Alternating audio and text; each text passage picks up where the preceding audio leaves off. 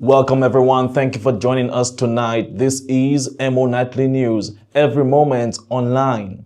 In tonight's news headlines, Do It Center partners with Alpha Center for World Down Syndrome Day activity. Antigua PM signals possible early elections, urges readiness. UK and Grenada partner to strengthen coastal protection. 2 dead after jet collides with truck at LaGuardia Airport. Dozens killed in attack on Sudan hospital. WHO condemns strike. And Thea Lafont Gatson finishes 5th at World Athletics Indoor Championships. Details of these stories and more coming up next. Stay with us. Welcome to Antigua. Them people have no behavior. They have no behavior. Welcome to Antigua. Clear out how you know it's danger. How you know it's danger. When it comes to massive deadly.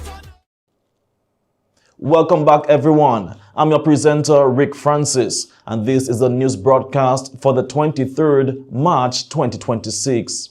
In local news this evening, Do It Center joined in raising awareness for World Down Syndrome Day, with staff showing their support by wearing mismatched colorful socks to celebrate diversity and the beauty of being unique.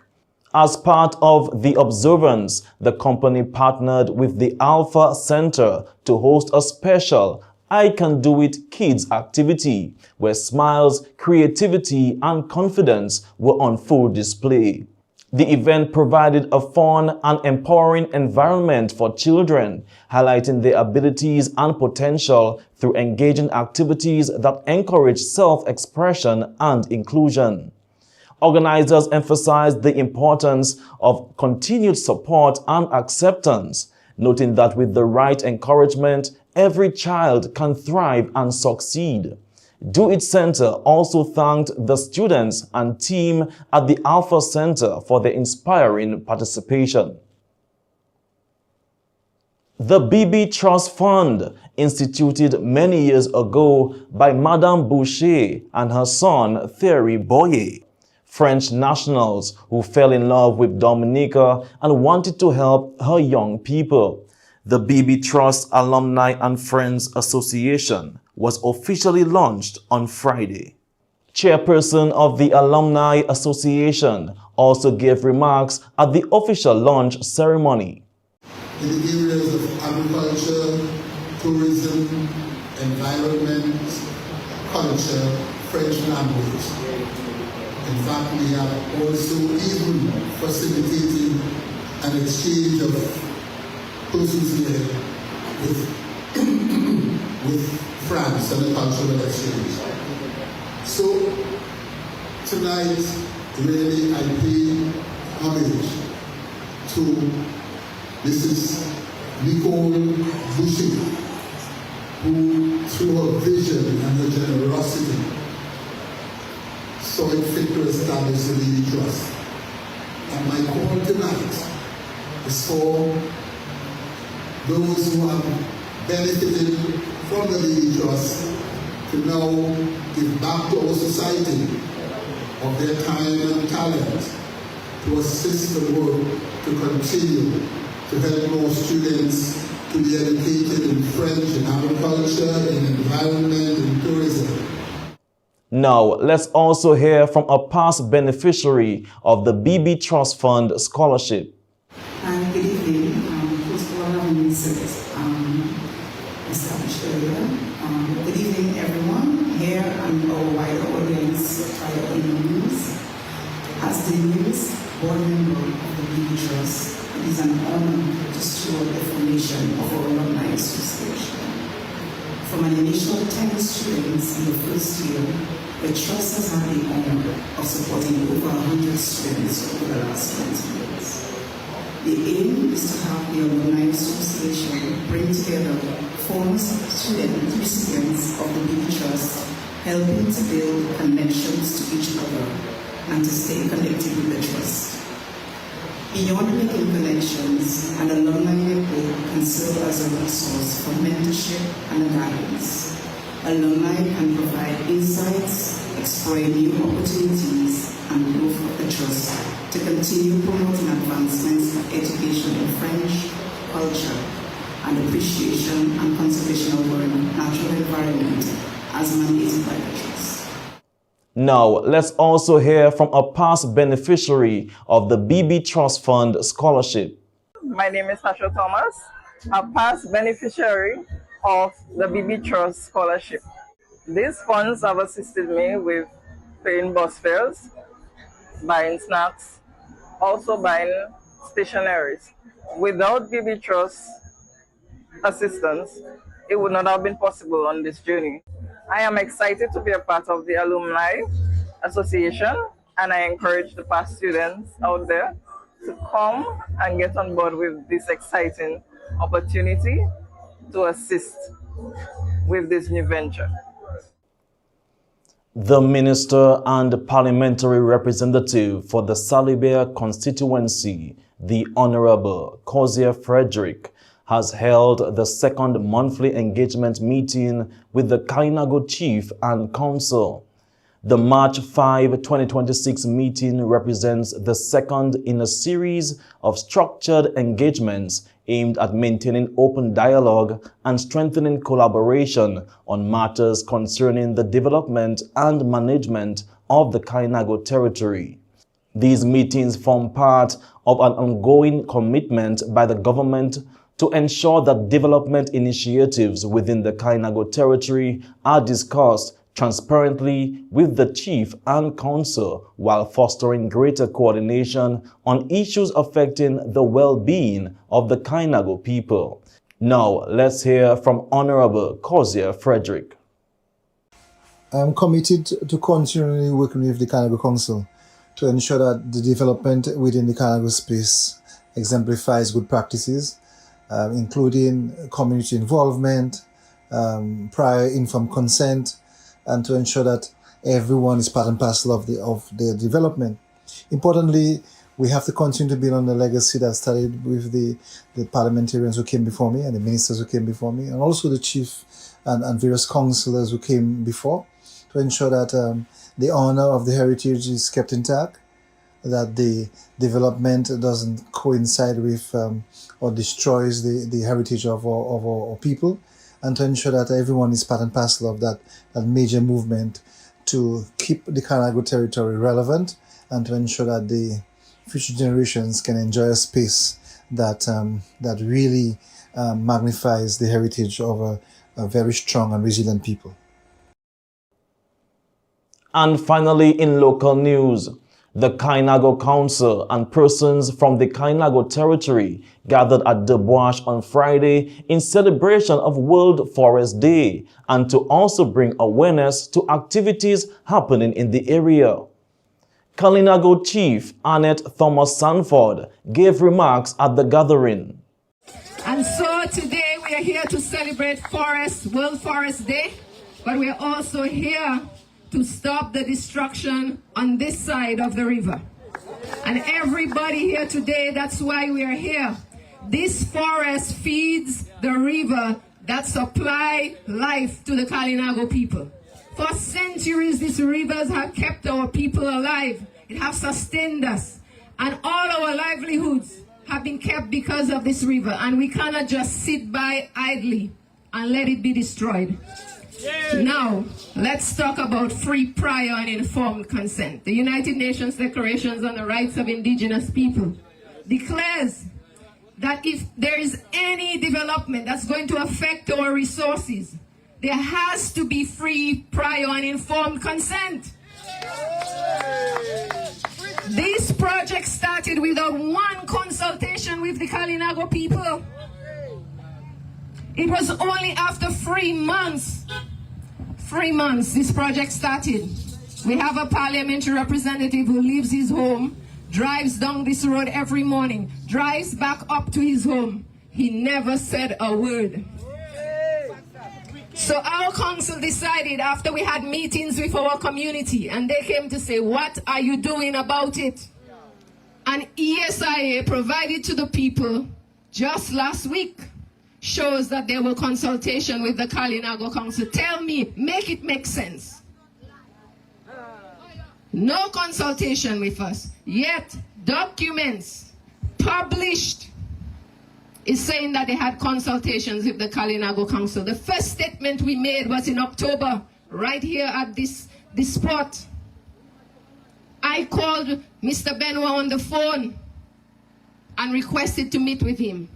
No one sent a letter to say, okay, we want to meet with you. We met the Prime Minister at a consultation with councils on the East. I stood up at that meeting in front of all the council members who were there from the East, and I said, what we need you to do at Demarsh is to stop the activity there. Former Chief Physical Planner Annie Edwards also had this to say. I've been in this fight from the beginning, and I have no intention of stopping. Okay. So on this International Day of Forests, I had to be here because what we are seeing right now is destruction of our forests. And we know once the forest is destroyed, then the watershed is affected, the river is affected, and without the river, where all the animals live, you know, like the Cicero parrots and so forth. And this forest is part of Mondablote National Park, you know, and it's also part of the Mondablote Forest Reserve. So this is a very, very important ecosystem and it cannot be destroyed. Now, about 8 years ago, we were told that Dominica will be made the most climate resilient country in the world. Do you all remember that? No. What does resilience mean? Resilience means your ability to bounce back after a climate event like a hurricane or so forth. Now, just imagine that this large mass of forest is destroyed. What is going to happen? As soon as there is a climatic event like heavy rains or hurricanes, whatever remains in this mountain is going to be, you know, brought down. We're going to end up having landslides. When we have hurricanes, the water goes sometimes for an entire month. So just imagine the impact on the Kalinago people. How will they be resilient in this type of environment? We know when water goes, the first place that Dominican go to is either a spring or a river. That's your ability to bounce back. You can get fish in the river, you get your water to drink, you can wash your clothes and so forth. So when we hear about climate resilience, the people who talk about it must understand what they are talking about and not destroy the mountain and the forest and say you want to be the first climate resilient country in the world. You know, you are trying to fool us and we are not fools. So I'm just here in solidarity to the people and to let everybody know that we should continue to stand. I can see that we are having big impact. The last time I came here, we had less than half of the people who are here. So the word is spreading, and we also see movement within the government. We now were able to get the environmental impact assessments, and I'll be on the radio together with Jerry on Tuesday, where we will be discussing some of the issues. And I just want to tell you one more thing. On Wednesday, I'll be caught with another matter. Some of you know about it, but by Wednesday, we'll all know why I'll be in court. Yeah. Okay, so thank you, everyone, and let's just continue the fight. And that's all for local news this evening. Stay tuned for regional news coming up next.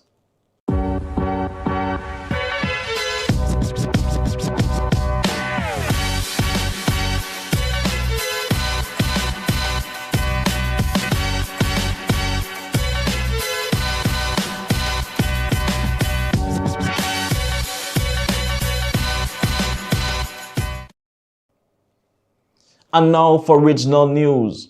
Prime Minister Gaston Brown has signaled that Antigua and Barbuda could head to the polls within the next 90 days, warning that elections may be called even sooner. He is urging citizens to ensure they are properly registered and in possession of valid voter ID cards ahead of the anticipated polls. The Prime Minister also called on candidates and party supporters to intensify ground efforts, particularly over the next 3 weeks, which he described as critical for mobilizing voters. His comments have heightened political anticipation across the country, with speculation growing that a snap general election could be imminent. Also in regional news, thousands of people living along Grenada's coastline are set to benefit from improved protection against coastal erosion through a new partnership with the United Kingdom. The project will train communities in St. Patrick, Carriacou, and Petit Martinique to use drone and GPS technology to monitor shoreline changes while creating a long-term national database to guide planning and climate resilience efforts.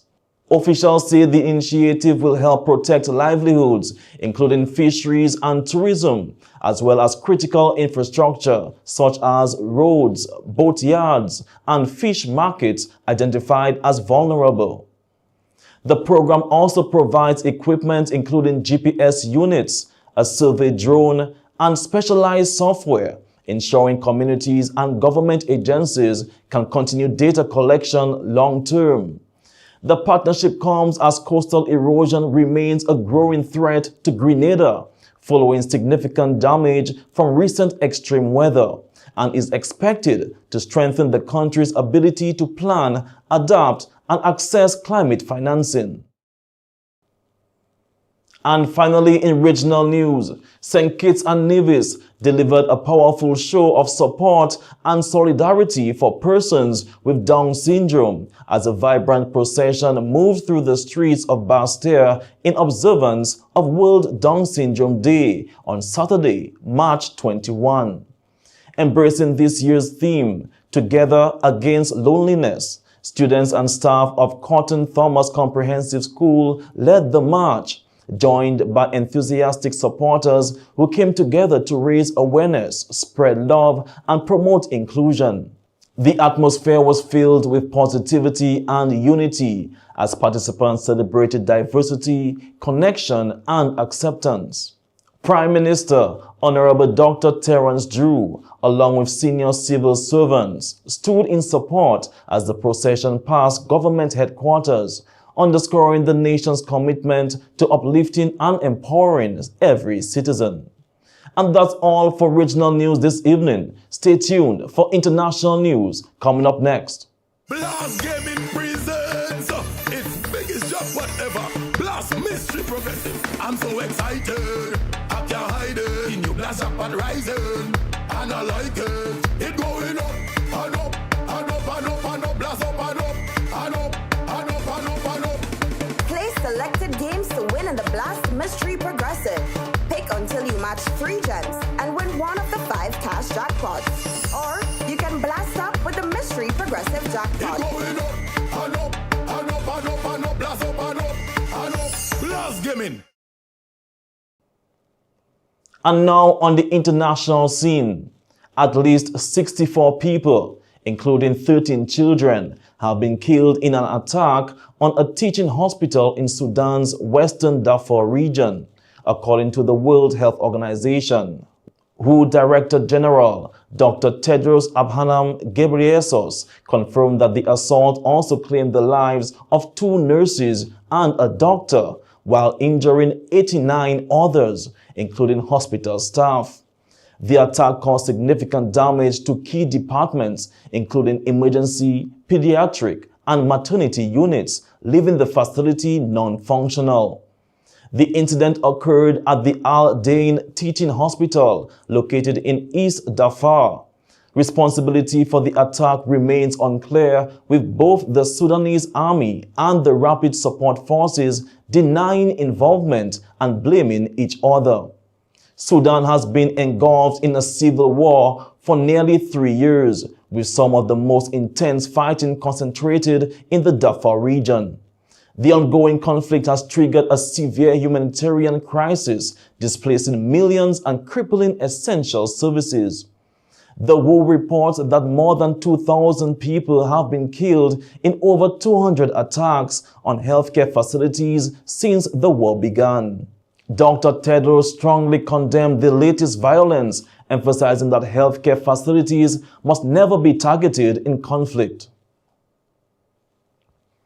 And finally, in international news, a tragic accident at New York's LaGuardia Airport late Sunday left 2 pilots dead and dozens injured after an Air Canada passenger jet collided with a rescue truck on the runway.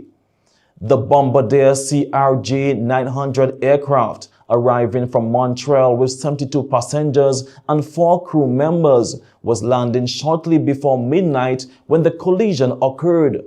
The impact severely damaged the front of the aircraft, leaving the cockpit mangled and forcing the temporary closure of the airport for much of Monday. Authorities confirmed that 41 people were taken to hospital, including 2 Port Authority police officers who were on the rescue truck. While many have since been discharged, some remain seriously injured. Reports indicate the rescue vehicle had been responding to a separate emergency involving another aircraft when the crash happened. Air traffic control audio captured frantic attempts to stop the truck moments before impact. Among the survivors was a flight attendant who was thrown forward during the crash but lived and was rescued by emergency personnel. Investigations are ongoing as officials work to determine the exact cause of the collision. And that's all for international news this evening. Stay tuned for the sports segment coming up next. Don't forget, today we have funeral, we have functions. Make sure you're on time. Always on time, eh? You're always on time. Make sure. All right. Papa Met, look, I just received a message from National Bank asking me to regain access to my account. Look at message that your account has been placed on hold due to an unusual activity. Let me click that link. How many times NBD has to say that they will never ever send links via text message to regain access to account or to restore account or to do anything with account? So National Bank, that's in it, I believe it. I just click in. Emo, if you are not sure, it's better if you call National Bank at 255-2300 or email them at customersupport@nbd.dm. Papa Met, later again I lose all the little money I save up from my account. And you'd find money to pay me. Yeah, I tell you, I almost click the link and almost lose my money. You're talking about I hope I have money to pay you. Let's go, eh? All I know is don't click any link. Call NBD instead. So let us know our business.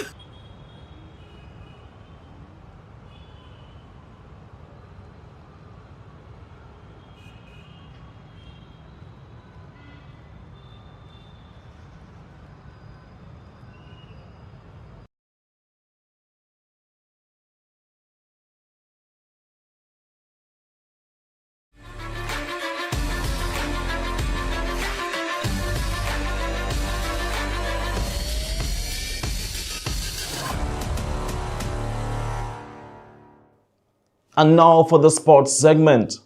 All eyes were on Dominica's Thea Lafont Godson as she competed at the 2026 World Athletics Indoor Championships.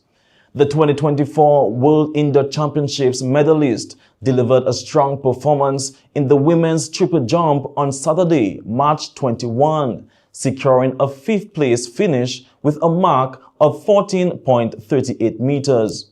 The championships, which featured athletes from more than 150 countries, showcased world-class talent and thrilling performances across multiple disciplines.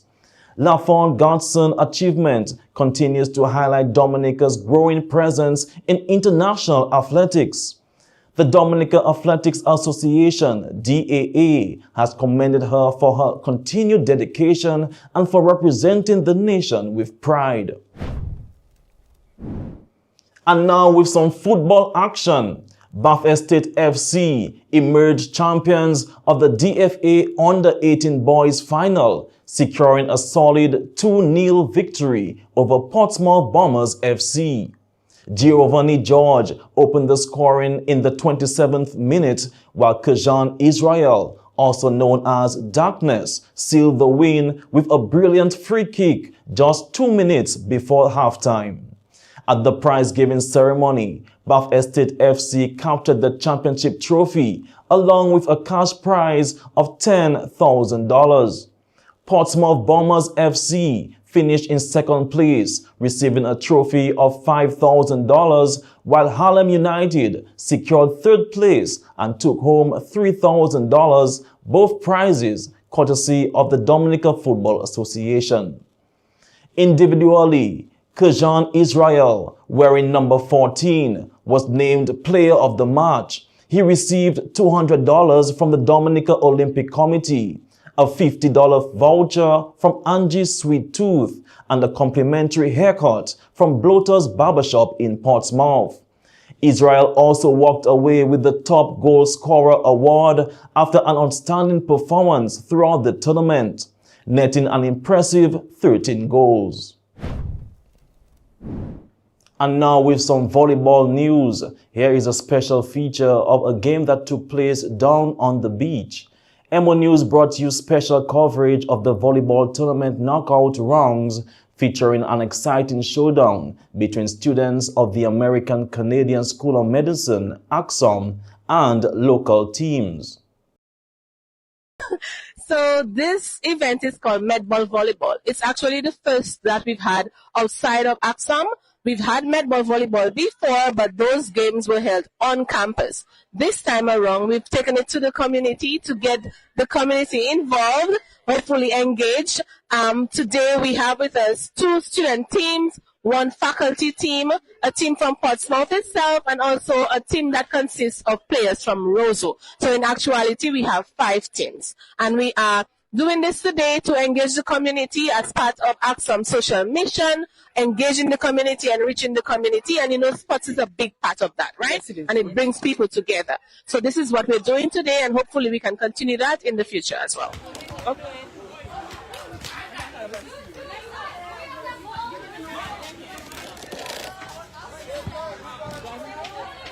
What values do you hope students take away from this tournament?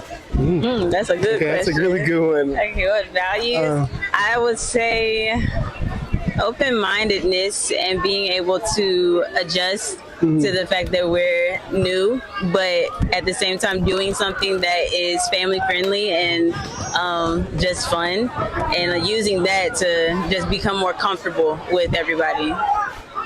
That's a good question. I would say the value of collaboration, the value of patience, the value of overall community and camaraderie, I think is what we came here to do. We came here to be with the people, we came here to be with the other school as well, and to say that we're not each individually different, that we're all still on this island together, and that we can have fun together, we can collaborate together, and we can overall just be with each other.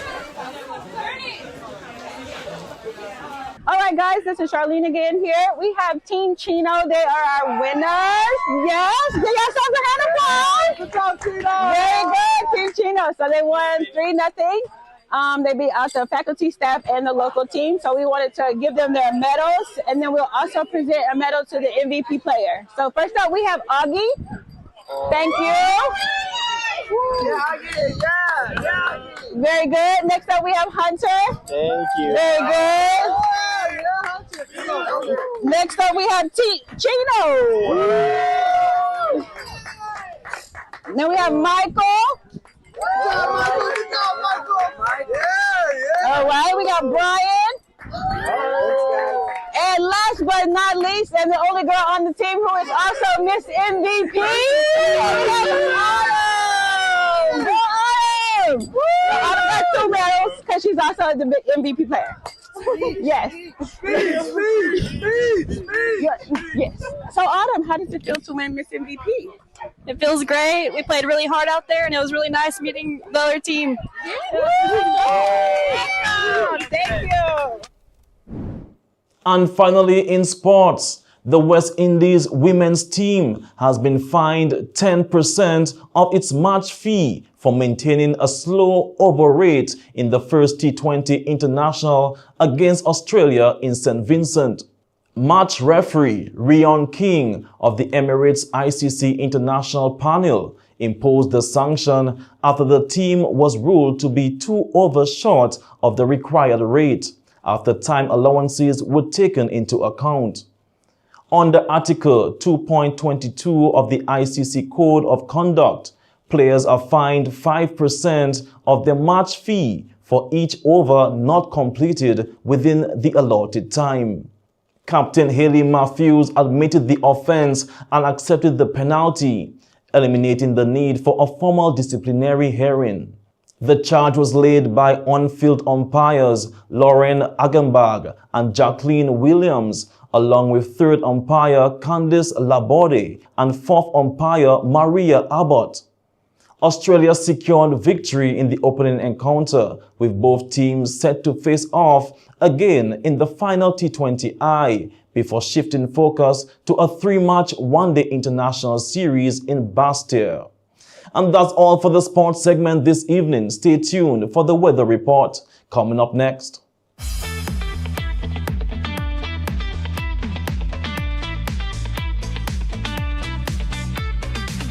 And now, here is the weather report from the Dominican Met Office. Expect partly cloudy to occasionally cloudy skies across the island with a few passing showers. Winds will be coming from the east-southeast to east-northeast at 10 to 20 kilometers per hour with occasional higher gusts. Seas are slight to moderate, ranging between 1.0 and 2.0 meters for about 3 to 7 feet. There are no advisories in effect at this time. Marine interests should exercise caution. Small craft operators and sea bathers are advised to remain alert, particularly along the northern and western coastlines, where northerly swells may develop. And that's your weather update for this evening. And as usual, stay safe, stay informed.